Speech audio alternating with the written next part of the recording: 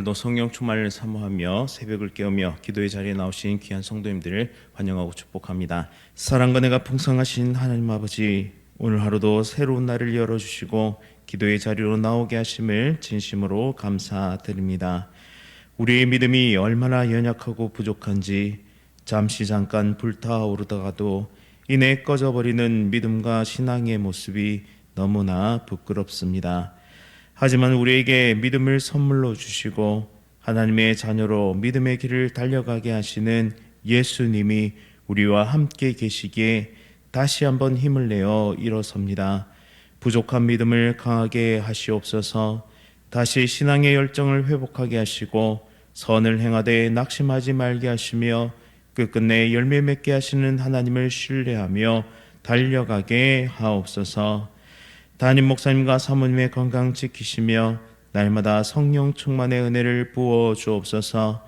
모든 목회 사역 가운데 은혜를 더하시고 진리와 생명의 길을 전진해 나가게 하옵소서. 담임 목사님, 장모님의 건강을 완전히 회복시켜 주시고 늘 행복과 기쁨을 누리게 하시며 또한 새 자녀들의 앞길을 인도하시고 붙잡아 주옵소서.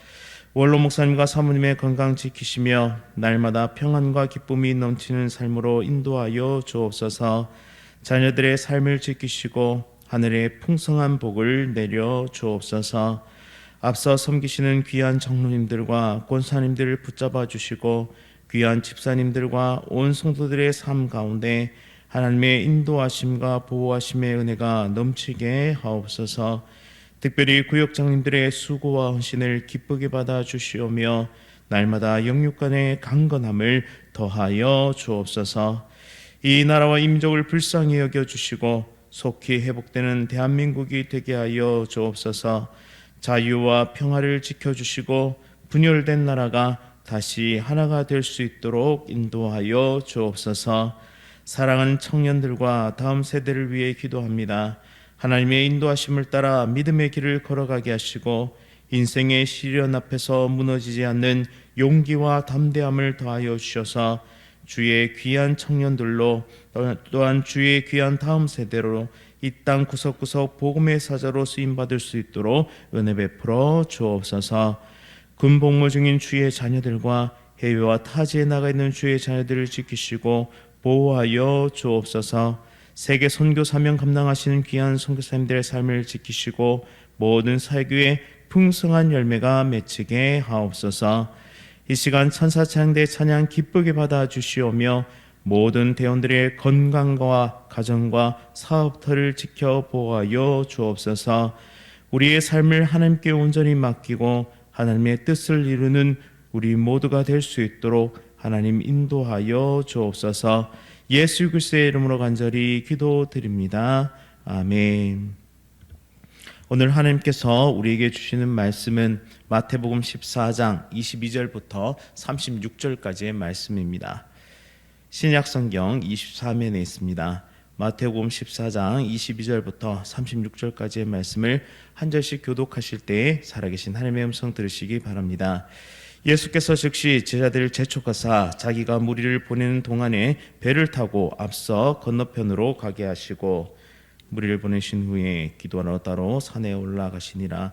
저물매 거기 혼자 계시더니 배가 이미 육지에서 술이나 떠나서 바람이 거스름으로 물결로 말미암아 고난을 당하더라. 밤 사경에 예수께서 바다 위로 걸어서 제자들에게 오시니 제자들이 그가 바다 위로 걸어오심을 보고 놀라 유령이라 하며 무서워하여 소리 지르거늘 예수께서 즉시 이르시되 안심하라 나니 두려워하지 말라. 베드로가 대답하여 이르되 주여 만일 주님이시거든 나를 명하사 물 위로 오라 하소서 하니 오라 하시니 베드로가 배에서 내려 물 위로 걸어서 예수께로 가되 바람을 보고 무서워 빠져가는지라 소리질러 이르되 주여 나를 구원하소서 하니 예수께서 즉시 손을 내밀어 그를 붙잡으시며 이르시되 믿음이 작은 자여 왜 의심하였느냐 하시고 배에 함께 오름에 바람이 그치는지라. 배에 있는 사람들이 예수께 절하며 이르되 진실로 하나님의 아들이소 아니라. 그들이 건너가 게네사렛 땅에 이르니 그곳 사람들이 예수이신 줄을 알고 그 근방에 두루 통지하여 모든 병든 자를 예수께 데리고 와서 함께 읽겠습니다. 다만 예수의 옷자락이라도 손을 대게 하시기를 간구하니 손을 대는 자는 다 나음을 얻으니라. 아멘. 인생의 풍랑 가운데 드릴 나의 고백, 인생의 풍랑 가운데 드릴 나의 고백이라는 제목으로 말씀을 선포하겠습니다.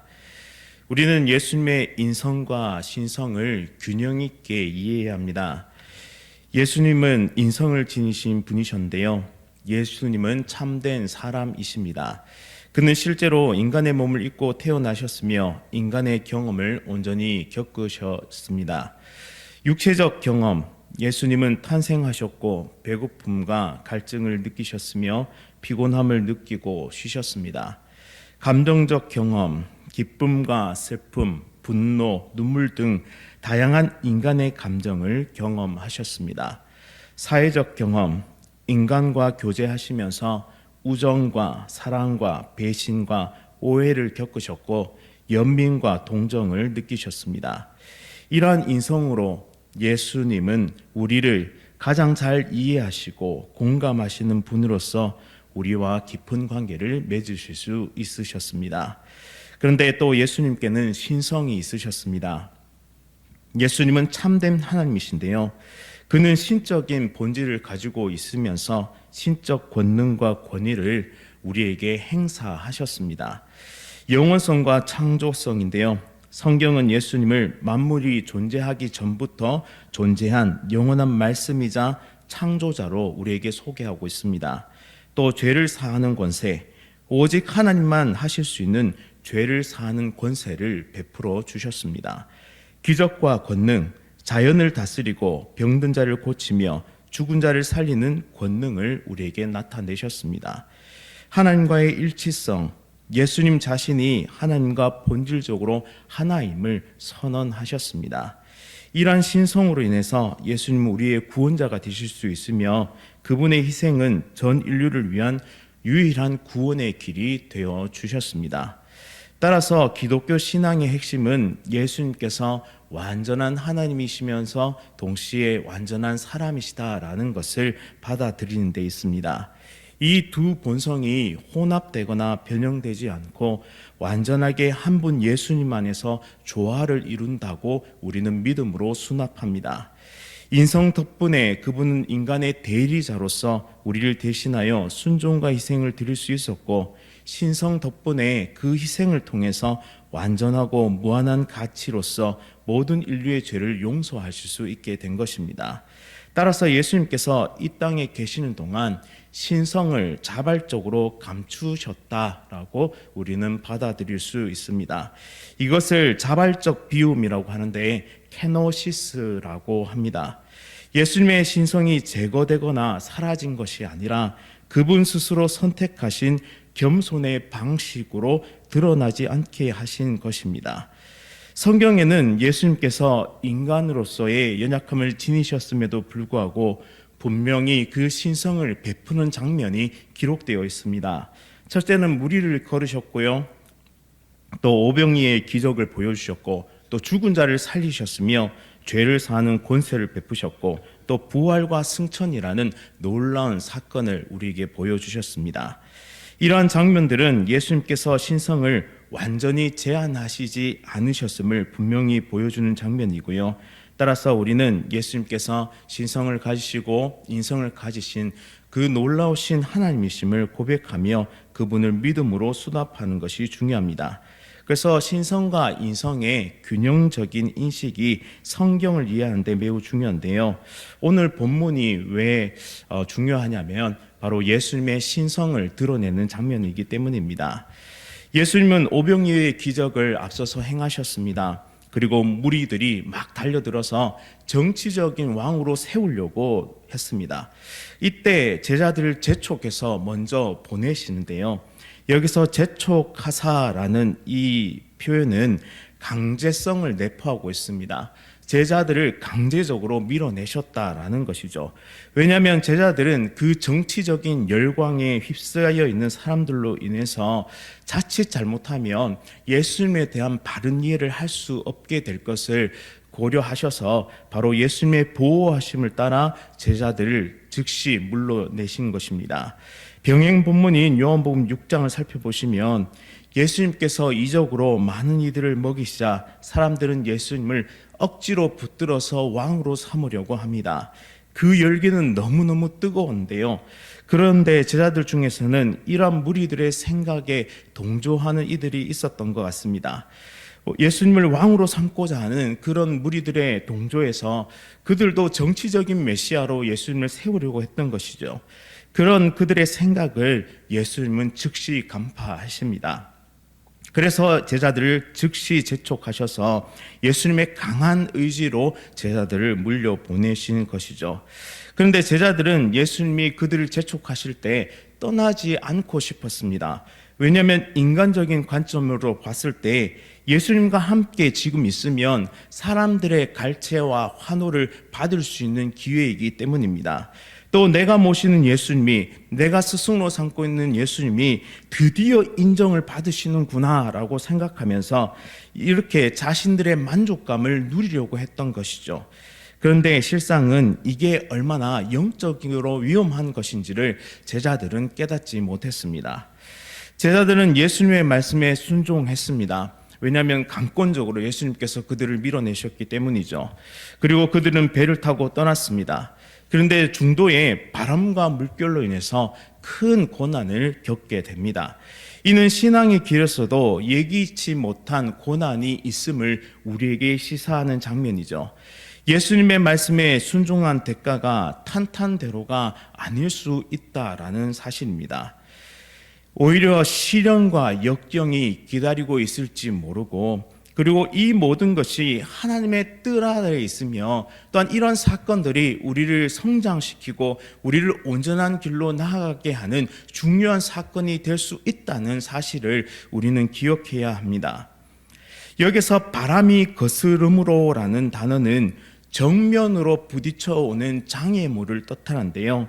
신앙의 여정에서도 정면으로 닥쳐오는 이런 어려움과 고난이 우리 앞에 충분히 펼쳐질 수 있다는 거죠.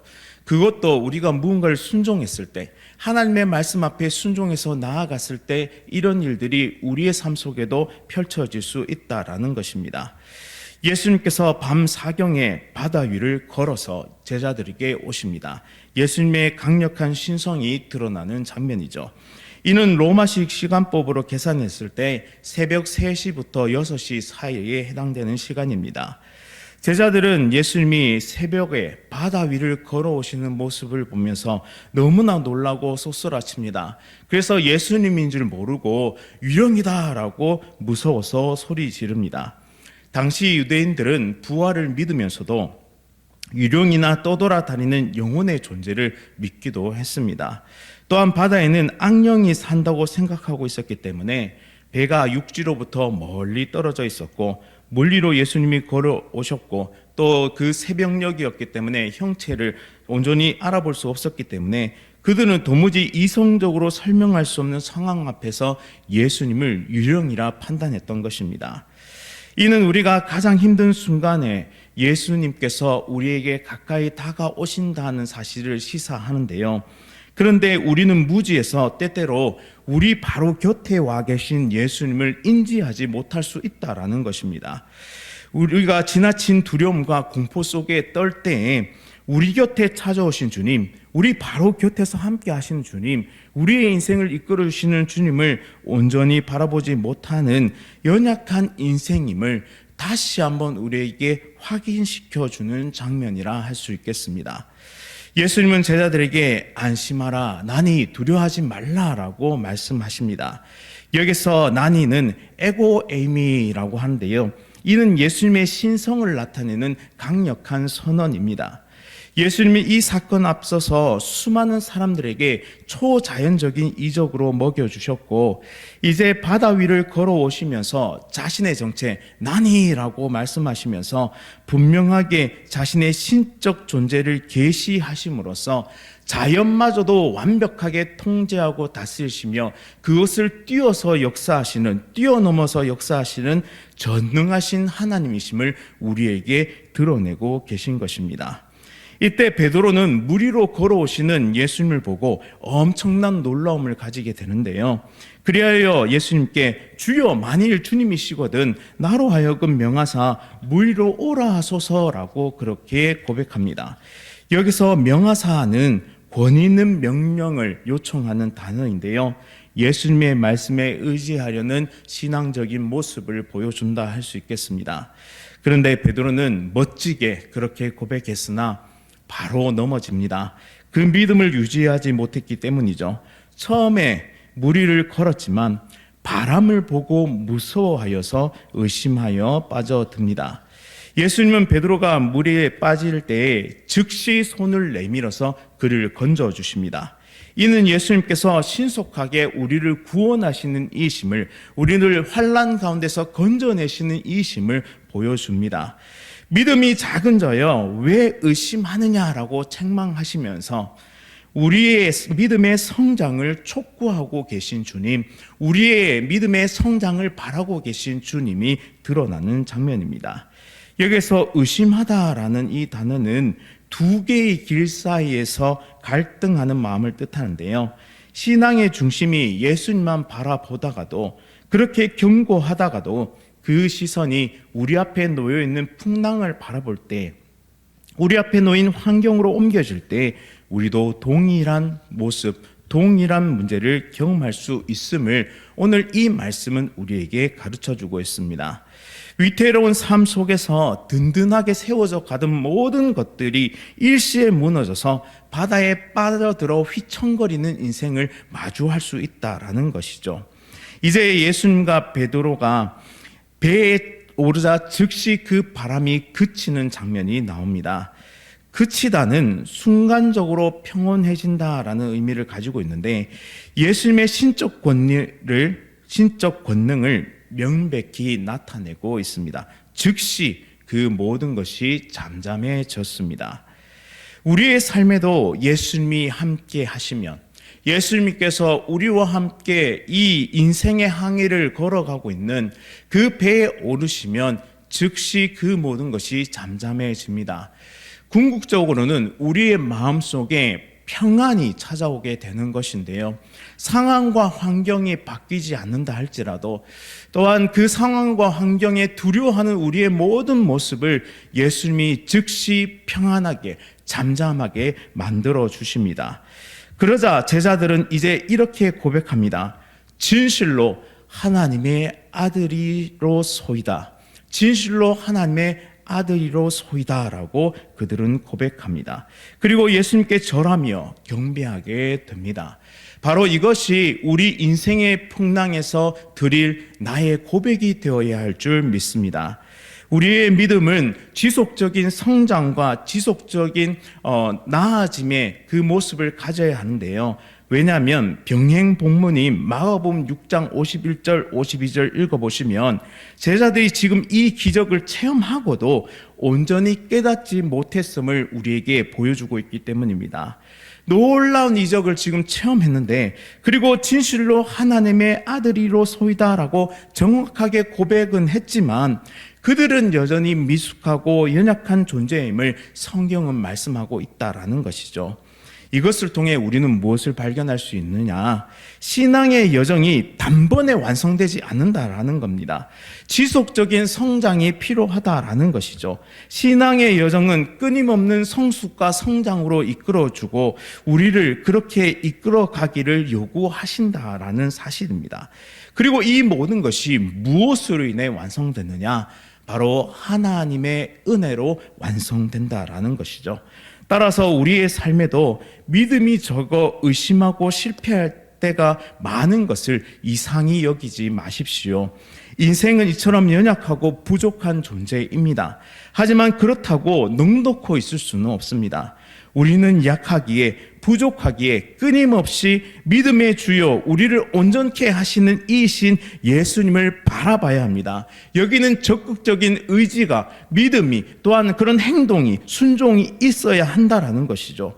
또한 믿음은 예수님께서 우리에게 주신 특별한 선물이니 예수님께 강한 믿음을 달라고 끊임없이 기도해야 하는 것입니다.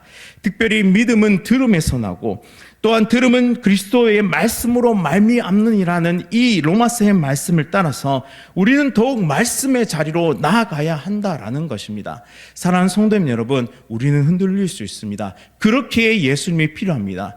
예수님을 만나기 위해서는 우리는 기도하며 말씀 가운데 거하며 점차 그분의 뜻을 알고 순종하며 따라가야 한다는 것입니다. 우리 인생 가운데 찾아오셔서 우리를 붙드시고 인도하시는 그 주님을 바라보시면서 날마다 말씀과 기도의 자리로 의지적으로 나아갈 수 있기를 간절히 바랍니다. 그리할 때 예수님은 결코 우리를 포기하지 아니하시고 믿음을 더하시고 강하게 하사 모든 인생의 풍랑을 이겨낼 수 있는 평안과 담대함과 용기로서 함께 하실 줄 믿습니다. 오늘 하루도 이 믿음 가지고 참된 신앙의 고백을 드리며 진정한 신앙의 완성을 이루어가는 우리 모두가 될 수 있기를 간절히 바랍니다. 말씀을 기억하면서 함께 기도하겠습니다. 사랑과 은혜가 풍성하신 하나님 아버지, 저희가 인생의 수많은 풍랑을 만날 때마다 하나님께서 우리와 함께 하시며 친히 찾아오심을 기억하게 하옵소서. 연약하여 의심하고 두려워할 때에 예수님의 손길로 즉시 붙잡아 주심을 신뢰하며 살아가게 하옵소서. 하나님께서 우리에게 보내주신 예수님이 누구신지를 더욱 분명히 알게 하시고 성령 하나님 안에서 진실한 신앙 고백을 날마다 드리며 믿음의 순종의 길을 걸어갈 수 있는 은혜의 백성들 될 수 있도록 하나님 함께하여 주옵소서. 우리는 참으로 연약하고 무지하며 완악합니다.